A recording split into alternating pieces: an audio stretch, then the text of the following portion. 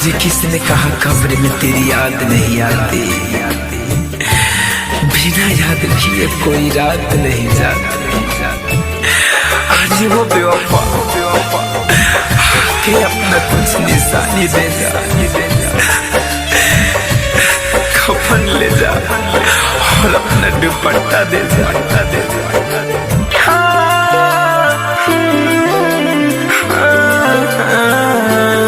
Lover कबर पे आजा दीवाना रोता, लभर कबर पे आजा दीवाना रोता। आके कफन हटा दो, अपना ओढ़नी ओढ़ा दो, आखिरी बार मिले जा दिलवा मर के जो होता।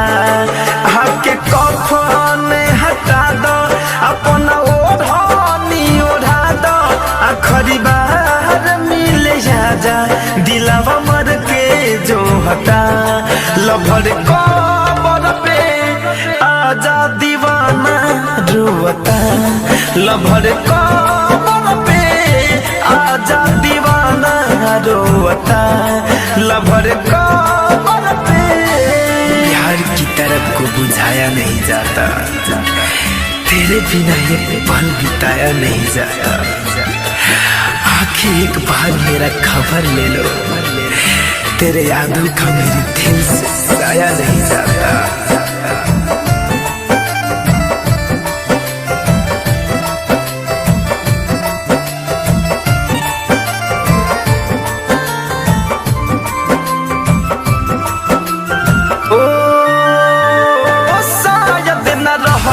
हमारा हाथ के लकीर में इतने प्यार लिखल रहे हमारा तकदीर में। जा अरे मर जाए हो, शायद न रहलू हमारा हाथ के लकीर में इतने प्यार लिखल रहे हमारा तकदीर में। जियत जीना हमर भइलू नाही मैयत पे आइलू, आंसू मरलो गिरे अखिया मोर धोता। लभर कबर पे आजा दीवाना रोता, लभर कबर पे आजा दीवाना रोता।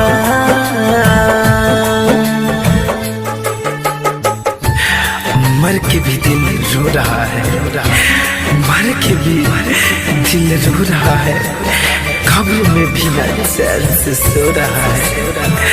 अरे आंखें तो बंद ही है, आंखें तो बंद ही है, फिर भी पलकों को भिगो रहा है, भिगो रहा है।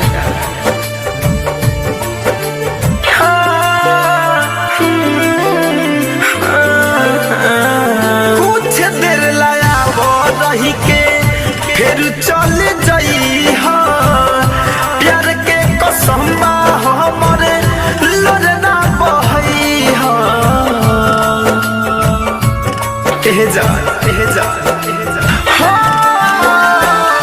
कुछ देर आवा रही के फिर चल जाई हा, प्यार के कसम बा लड़ना बहई हा। धनंजय राहुल रस के मांग प्यार के भी सांस छीन ले भले नहीं आस सोता। लभर कबर पे आजा दीवाना रोता, लभर कबर पे आजा दीवाना रोता, लभर